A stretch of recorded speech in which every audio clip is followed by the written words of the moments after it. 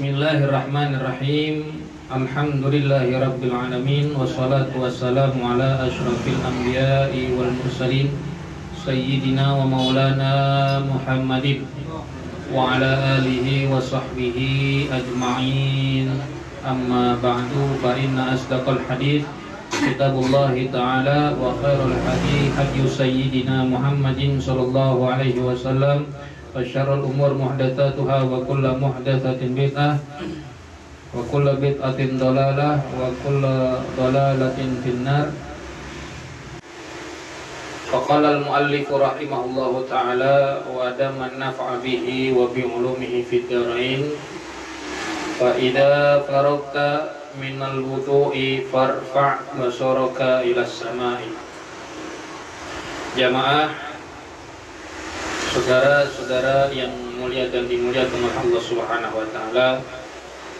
Alhamdulillah kita masih diberikan kesempatan, nikmat sehat afiat panjang umur, sehingga kita bisa duduk kembali di majelis ilmu, di majelis kopi hitam ini. Mudah-mudahan Allah taala ampunkan segala dosa kita. Dan insyaallah kita akan terus masih membahas apa yang disampaikan oleh Imam Ghazali di dalam kitab Bidayatul Hidayah ini. Kita lanjutkan masih pada pembahasan mengenai wudu. Kemarin sudah tuntas tentang wudu, perkara adab dan juga sunnah-sunnahnya. Berikut juga doa-doanya. Ada doa yang memang sunnah berasal dari Nabi, ada juga doa-doa yang kemudian berasal dari para ulama. Jadi apa yang dituliskan di dalam kitab Bidayatul Hidayah ini oleh Imam Ghazali, itu doa-doanya ada yang memang doa-doanya itu dari Rasulullah, ada yang doanya dari para ulama tambahan. Apapun itu, meskipun dari ulama dan itu merupakan kebaikan, itu boleh kita lakukan. Jadi nggak mesti kemudian kita katakan ini bid'ah, bukan dari Rasul. Nggak, kalau memang itu berisi kebaikan, ya kita lakukan kebaikan tersebut. Dan juga ini mesti disampaikan, jadi doa-doa di sini itu nggak semuanya kemudian berasal dari Rasulullah, berasal dari Nabi, tapi juga ada yang dari para ulama. Jangan kemudian kita berdusta, ini doa dari Nabi. Enggak, ini doa dari ulama, ada yang doa dari Nabi. Jadi pentingnya belajar tuh begitu. Kita bisa mengetahui dan memahami secara betul mana yang sunnah, mana yang memang adab yang diajarkan oleh para ulama kita. Imam Ghazali kita sampai kepada pembahasan fa idza faragta minal wudu'i farfa' basaraka ila samai. Apabila kamu telah selesai minal wudu'i, dari wudu, farfa' basaraka ila samai, maka angkatlah penglihatanmu atau pandanganmu ila sama, ke langit. Nah, ini merupakan adab. Setelah kita wudu, selesai wudu, Nabi mengajarkan kita untuk berdoa setelah kita melaksanakan wudu ini.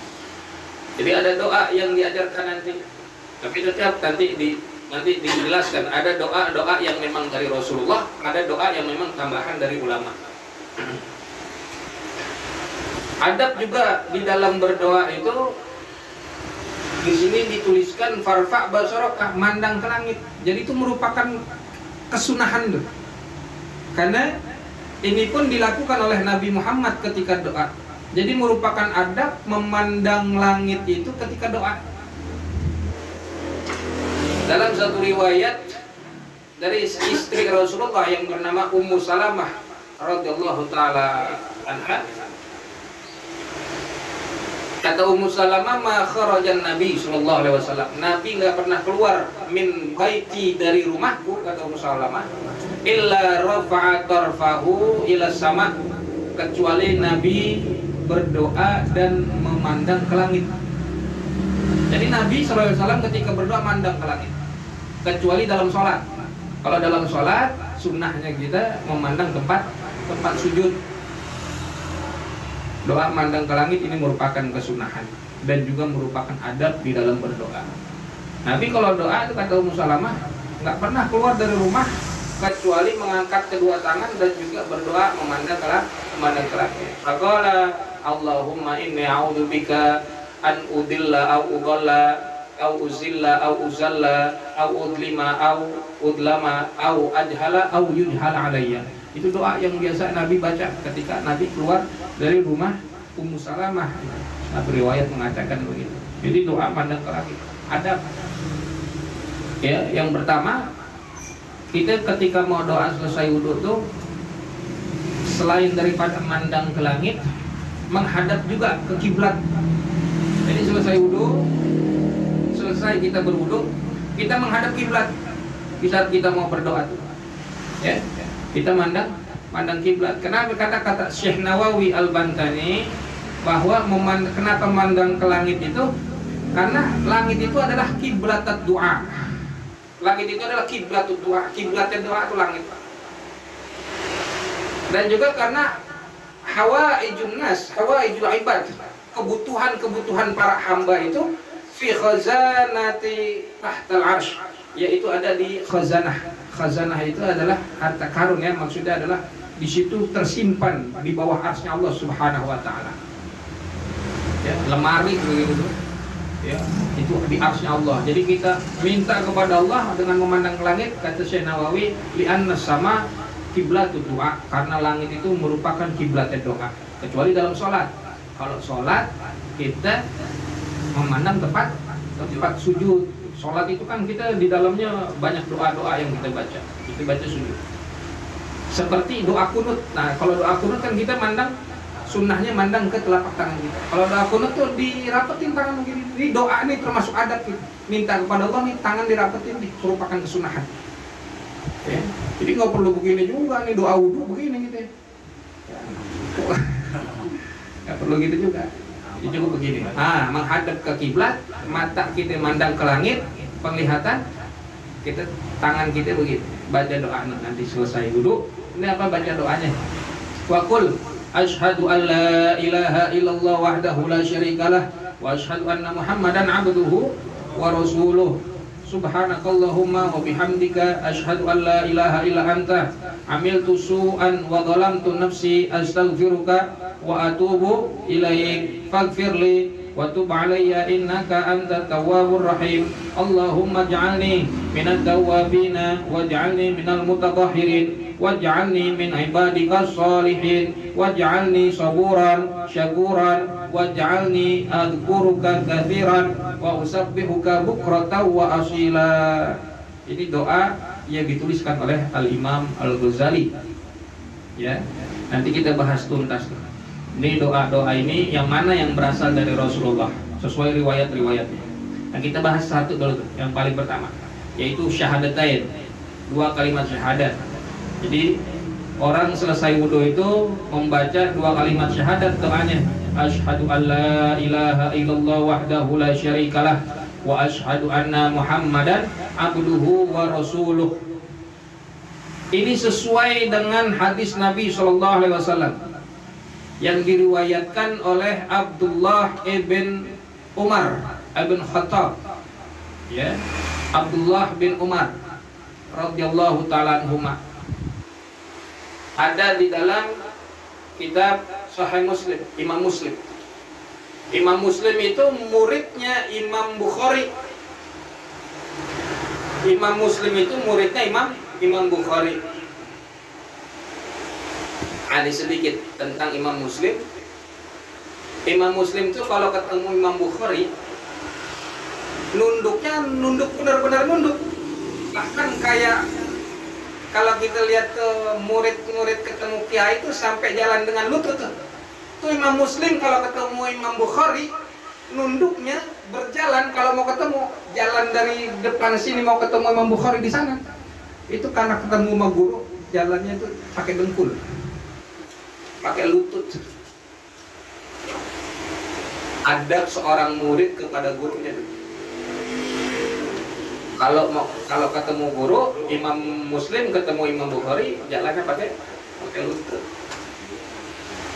Saking hormatnya Imam Muslim, bahkan bilang ke Imam Bukhari, karena ingin takzimnya sebenar-benarnya takzim, Bahkan Imam Muslim selain cium tangan pengen bilang tuh pengen nyium kakinya Imam Bukhari. Saking takzimnya tuh pengen nyium kakinya Imam Bukhari.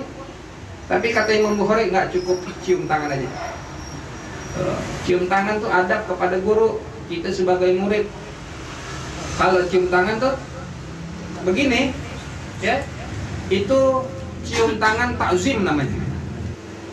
Kalau begini, itu cium tangan tabaruk, minta barokah, mengharapkan keberkahan. Kalau begini namanya memuliakan, takzim. Kalau begini namanya tabaruk. Kalau cium tangan sama guru yang benar, ya, begini nih, cium. Nih di lempengan sini nih, deket syaraf daripada telunjuk, ini mengarah kepada hati. Kalau cium tangan di sini, balik. Nah ini tabaruk namanya. Itu Imam Muslim kepada Imam Bukhari. Ya, jangan kita cium tangan sama guru, tangan kita yang dicium. Wah apa lah? Jalan depan guru, jangan. Ada guru. Nah, ini kan masing-masing.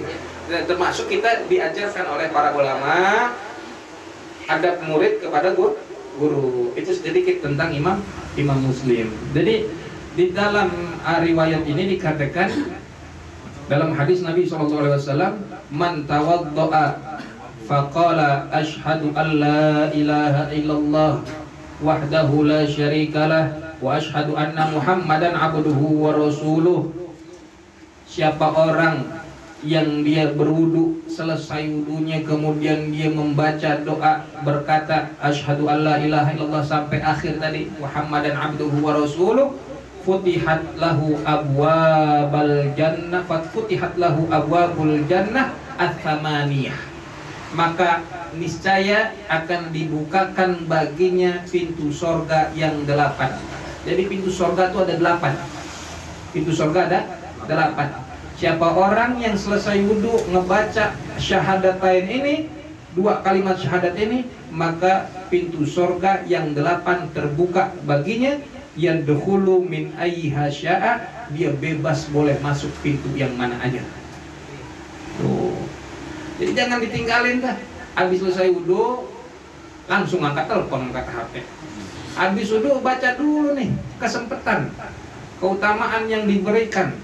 Ya, dalam sabda Rasul, siapa orang yang selesai wudhu dia baca 2 kalimat syahadat ini, maka pintu surga yang 8 terbuka bebas, dia boleh masuk pintu yang mana aja.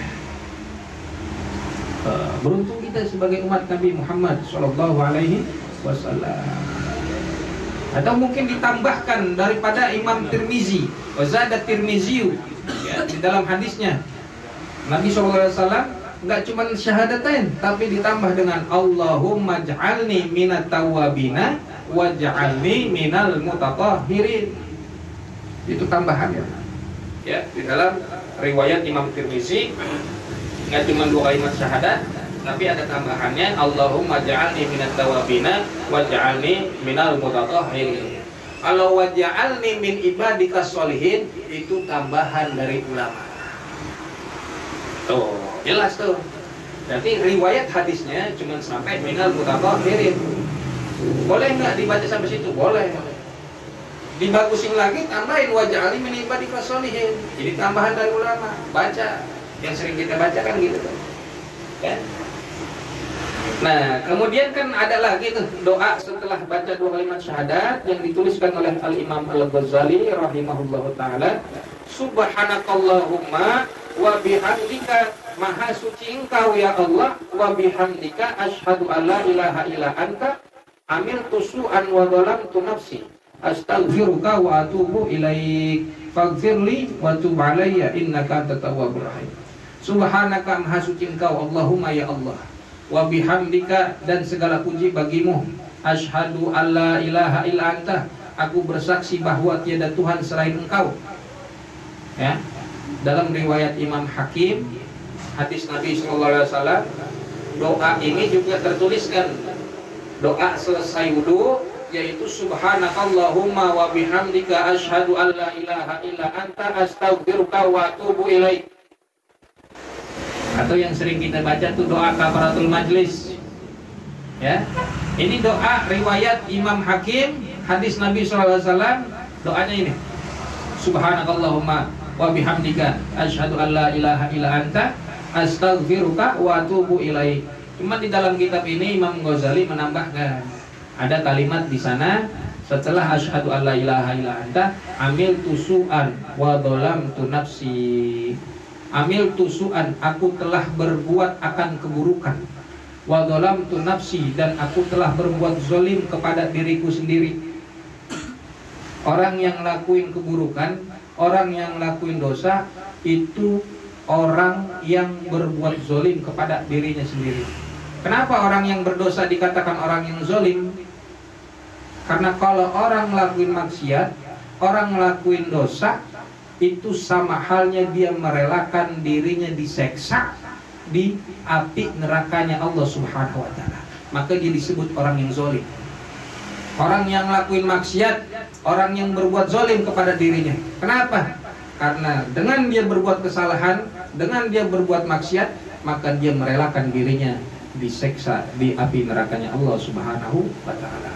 Ini maka dibaca tuh, amil tusuan wa dhalamtu nafsi, aku telah berbuat dosa, aku telah berbuat zalim kepada diriku.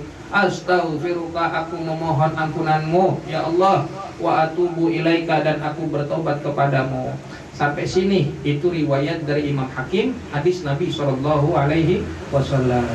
Dilanjutkan oleh Imam Ghazali doanya, faghfirli, maka ampunilah aku ya Allah, wa tub alayya, dan terimalah taubatku, innaka antat tawwabur rahim, sesungguhnya engkau maha menerima taubat lagi maha penyayang. Jadi ini gabungan, nanti kita baca bareng-bareng biar lebih simpelnya, biar enaknya kita baca nih doa yang diajarkan oleh para ulama dan juga berdasarkan hadis, ada tambahan-tambahan dari ulama juga. Lalu di sini dituliskan kembali oleh Imam Ghazali doanya, Allahumma ja'alni minat tawabina. Nah, ini tadi riwayat siapa nih? Riwayat hadis dari saudara Rasul yang diriwayatkan oleh Imam Tirmizi. Allahumma ja'alni, ya Allah jadikanlah diriku minat tawabina, orang-orang yang bertaubat. Orang-orang yang bertaubat, at-tawwab, yang pandai bertaubat, yang suka bertaubat, dikit-dikit taubat, dikit-dikit. Apa sih itu taubat? Taubat itu kembali kepada Allah. Tabayatubu, arti kembali kepada Allah. Dia takut, khawatir sudah melakukan kesalahan, maka dia bertaubat. Ya. Terus bertaubat, ya, ngelakuin kesalahan lagi, taubat lagi, ngelakuin kesalahan lagi, taubat lagi, maksiat lagi, taubat lagi, sampai dia capek berbuat maksiat dan dia lebih suka, demen bertaubat kepada Allah Subhanahu wa taala. Jadi jangan bosan untuk taubat. Jangan kemudian kita merasa bosan untuk bertobat kepada Allah. Terus bertobat. Maka doanya nih baca, Allahumma ja'alni minat tawabin. Ya Allah, jadikanlah aku orang yang demen banget, pandai bertobat kembali kepadamu. Wa ja'alni minal mutatahhirin, dan jadikanlah aku minal mutatahhirin, orang yang bersuci. Mutatahhirin, orang yang bersuci, suci secara lahir, suci secara batin. Orang yang berwudu mensucikan dirinya, zahirnya suci. Minal mutatahhirin, dan jadikan aku orang yang bersuci, orang yang suka bersuci lahir batin. Jadi batin juga, enggak cuma secara zahir, apa yang ada di dalam hati, akhlak kita, perbuatan kita, biar kita terhindar daripada perbuatan buruk, biar kita mensucikan diri kita dari perbuatan-perbuatan yang jelek. Maka doanya itu waj'alni minal mutatahhirin, itu bersucinya secara lahir dan batin, dengan bersuci, mensucikan diri, membersihkan diri dari perbuatan yang jelek, yang buruk, dosa, maksiat. Ini tambahan ulama. Ya, kalau tadi hadisnya yang tambah dari Imam Tirmizi cuma sampai minal mutatahhirin, yang diriwayatkan hadis dari Rasulullah. Tambahannya waj'alni min ibadika sholihin, dan jadikanlah aku dari hamba-hambamu yang soleh. Ini tambahan dari ulama, boleh dipakai. Ya, boleh dipakai karena ini baik doanya. Ya Allah, jadikanlah aku dari golongan hamba-hambamu yang soleh. Siapa hamba yang soleh? Siapa hamba yang soleh itu? Apakah kita diri ini udah pantas dibilang hamba yang soleh? Hamba yang soleh itu adalah al-qaimin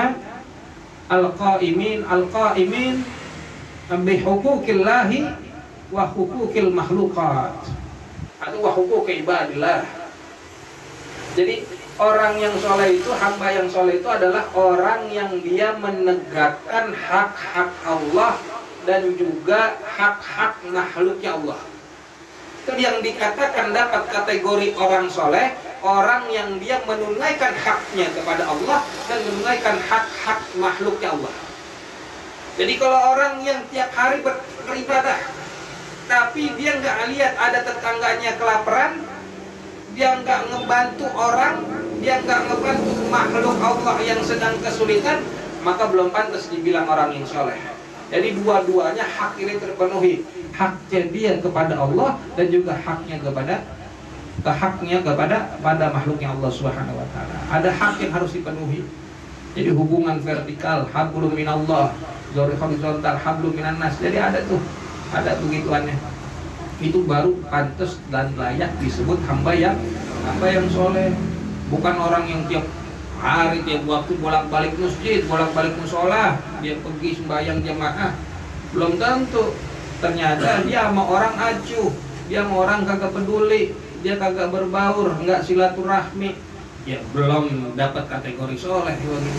Atau sebaliknya, dia sama orang care, sama orang peduli, tapi dia nggak pernah ibadah, dia kagak ngelakuin kewajiban, ya jelas-jelas apalagi itu.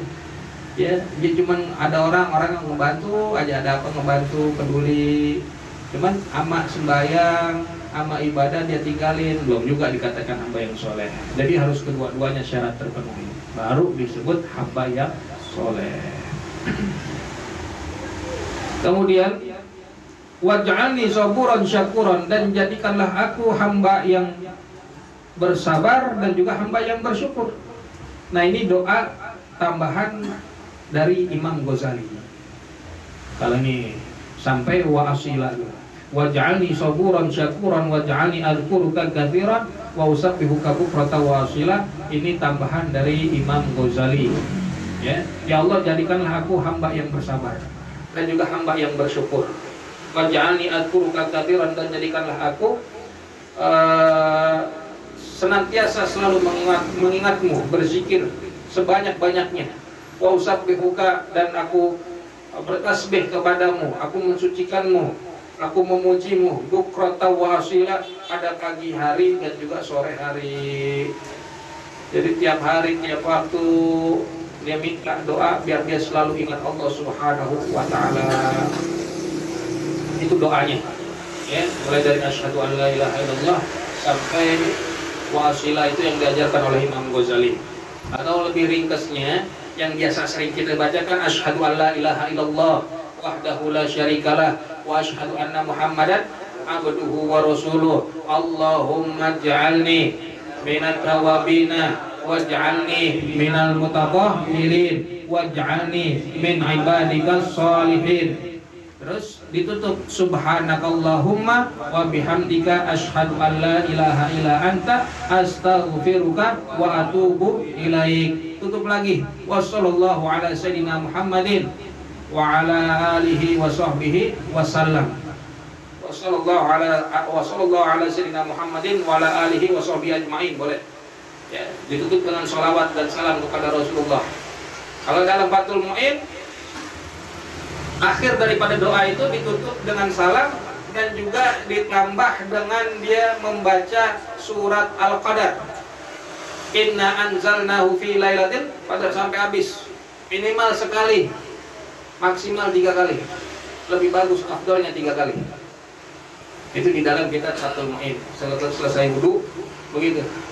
Nabi sallallahu alaihi wasallam Muhammadin wa ala sahbihi wa baraka wasallam, atau sholawat dan salam kepada Rasul.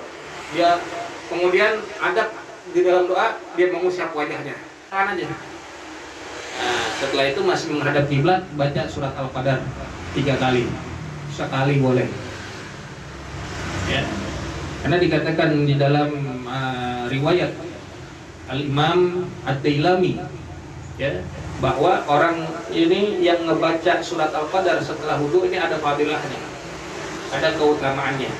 Man qara'a, siapa orang yang membaca fi athari wudu'ihi, setelah wudunya itu orang, inna anzalna sampai habis, yaitu surat Al-Qadar marotan, satu kali orang itu membaca setelah wudu surat Al-Qadar sebanyak satu kali, karena minas siddiqin, maka dia dijadikan sebagai golongan orang-orang yang siddiq. Ya, orang-orang yang siddiq. Karena ada tuh golongannya di situ. Waman qara'aha, dan siapa orang yang membaca surat Al-Qadar marrataini, dia baca 2 kali, kana fi diwani syuhada, dia digolongkan orang-orang yang syuhada, yang mati syahid. Waman qara'aha thalathan, dan siapa orang yang membaca surat Al-Qadar setelah wudu, setelah baca doa wudu dia baca Al-Qadar sebanyak 3 kali, yahsyuruhullah mahsyarul anbiya, dia akan dikumpulkan oleh Allah di perkumpulan para nabi kelak di hari kiamat. Masya Allah. Itu keutamaannya tuh. Emang hadisnya hadis dhaif, tapi dibuat motivasi fadailul amal, nggak apa-apa baca. Lagi cuma perkara Al-Qadar doang dibaca habis wudu, jangan bentar-bentar bid'ah, bentar-bentar kagak boleh. Ya. Baca dong. Apa kali ini karomatan lagu mau lah baca. Ya kagak. Begitu dia baca. Kok prokatuh. Prokatuh. Baca habis wudu dibandingkan habis wudu dia megang HP, nggak apa-apa baca Al-Qadar. Betul apa kagak? Iya. Paham? Jadi jangan tinggalin. Nih kita baca bareng-bareng, doanya ikutin, ya, sambil kita praktekin tangan kita, diangkat tangannya begini, kemudian menghadap ke langit, ikutin aja bacanya. Begini, ini sunnahnya begini, menghadap ke langit. Bismillahirrahmanirrahim. Bismillahirrahmanirrahim. Asyhadu an la ilaha illallah. Wahdahu la syarika lah. Wa asyhadu anna Muhammadan abduhu wa rasuluh. Allahumma ij'alni minat tawwabina waj'alni minal mutatahhirina waj'alni min ibadikas salihin.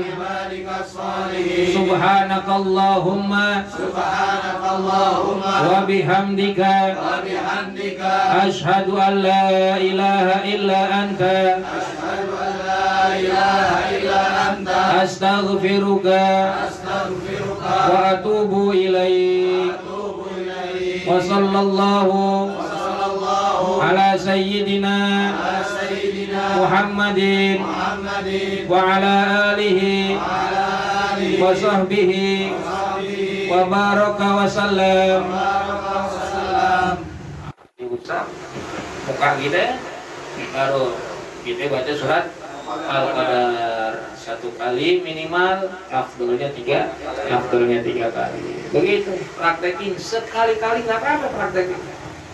Kalau misalkan habis wudu dibaca nih doa, biar ngamalin ilmu, jadi manfaat buat kita dunia akhirat. Apalagi faedahnya, masya Allah, ya. Tadi udah dijelasin dari mulai riwayatnya, hadisnya dari siapa yang meriwayatkan, kemudian mana yang tambahan ulama. Jadi nanti kita kalau ada yang doa sampai mana yang di hadis, yang diriwayatkan dalam hadis, jangan kita salahkan. Kemudian kita merasa diri kita yang lebih paham. Jangan ini itu tambahan ulama, ya maka baca. Ya. Atau tadi ini yang lengkapnya dari Imam Ghazali, ya, ada tambahan waj'alni saburan syakuran waj'alni adkuruka katsiran wa usabbihuka bukratan wa asila. Sebab apa nih? Kata Imam Ghazali di sini tambahin, faman qala hadhihi ta'awad, siapa orang yang membaca doa ini, yang mengatakan ini doa fi wudu'ihi, pada saat wudunya, di dalam wudunya, setelah wudu dia baca ini doa yang tadi diajarkan, yang tadi dituliskan di sini, kharajat khotoyahu min jami'i a'dha'ihi, maka niscaya telah keluar khotoyahu, yaitu kesalahan-kesalahannya, min jami'i a'dha'ihi, dari anggota-anggota tubuhnya. Kesalahan yang dilakukan oleh kita punya tangan keluar tuh gara-gara kita itu baca doa itu. Sebab doa itu selesai wudu kita baca, dosa-dosa yang ada di tangan, dosa yang di wajah, di mata, di telinga, di kaki, keluar tuh dosa-dosa, kesalahan yang sudah kita lakukan. Artinya diampunin dosa-dosa kita, ya, dosa-dosa kita diampunin. Wa khutima, bahkan distempel, disegel, ya. Kalau di dalam kitab Fatwa itu dikatakan di dalam kertas tuh, di lembaran tuh distempel tuh, gitu bahasanya, distempel, disegel. Wudu kita, ala wuduhi, terhadap wudunya, atas wudunya itu disegel. Maksud daripada disegel itu dikhatam dengan stempel, supaya apa? Orang yang wudu kemudian dia membaca ini doa-doa, dia bakalan aman, terjaga, dilindungi keimanan dan keislamannya oleh Allah Subhanahu wa taala. Malaikat kagak berhenti tuh doa kepada Allah, ya Allah ampunin dia, ya Allah ampunin dia, ya Allah ampunin dia. Orang yang dia baca doa selesai wudu ini, malaikat minta ampun kepada Allah buat dia tuh. Gak berhenti tuh doanya tuh malaikat. Disegel, distempel, aman, dia dihindarkan daripada perbuatan buruk, dihindari daripada perbuatan riya, dari perbuatan-perbuatan jelek, dijaga keimanan dan keislamannya oleh Allah Subhanahu wa taala. Wa rufi'a lahu tahtal arsy, dan bahkan dia diangkat derajatnya di sisi Allah, di bawah arsy Allah Subhanahu wa taala. Main-main timbang doa wudu yang kita lakuin tuh.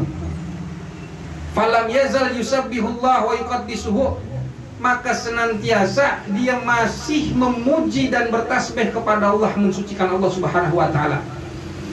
Wa yuktabu lahu thawabu dzalikal wudu'i, maka dan juga dicatat, ditulis baginya pahala ganjaran daripada dia punya wudu bila yaumil qiyamah, sampai hari kiamat. Masya Allah. Doa wudu doang tuh yang sering banget orang remehin, ninggalin, habis selesai wudu langsung bergegas dah. Padahal nih doa setelah wudu kalau kita baca tadi keutamanya, malaikat kagak berhenti minta ampun kepada Allah. Baca doa, ya Allah ampunin dosa dia. Karena kita baca doa itu, malaikat minta ampun kepada Allah. Nggak berhenti tuh. Terus apa lagi tadi? Kesalahan-kesalahan yang ada di anggota tubuh dikeluarin, dihapuskan oleh Allah, dibebaskan. Dosa yang di tangan, dosa yang di mata, dosa yang di bibir, dosa yang di telinga, kesalahan yang kita lakuin nih, langkah kaki kita kepada tempat yang dimurkai oleh Allah, diampunin tuh dosa-dosanya. Diangkat derajatnya, distempel, disegel. Dia punya wudu, selama wudunya itu masih ada, selama itu dia bertasbih kepada Allah Subhanahu wa taala. Dan dicatat pahalanya tuh, pahala wudunya sampai hari kiamat. Wah, bukan udah paham tuh begitu tuh. Jangan sampai kita nggak lakuin. Dikit. Ya, selesai wudu baru dah tuh. Gitu ya. Tadi baca doanya tuh. Yang lengkapnya sekalian kita baca. Sampai baca surat apa tadi? Surat Al-Qadar selesai wudu. Berapa kali? 3 kali afdal. Sekali boleh nggak? Boleh. Orang yang bacanya sekali, maka dia digolongkan bersama dengan orang-orang yang siddiq. Baca 2 kali surat Al-Qadar, dia digolongkan bersama dengan orang yang syuhada. Dan yang baca 3 kali surat Al-Qadar, dia digolongkan, dikumpulkan bersama dengan para nabiullah. Main tuh, Masya Allah, keprok atuh.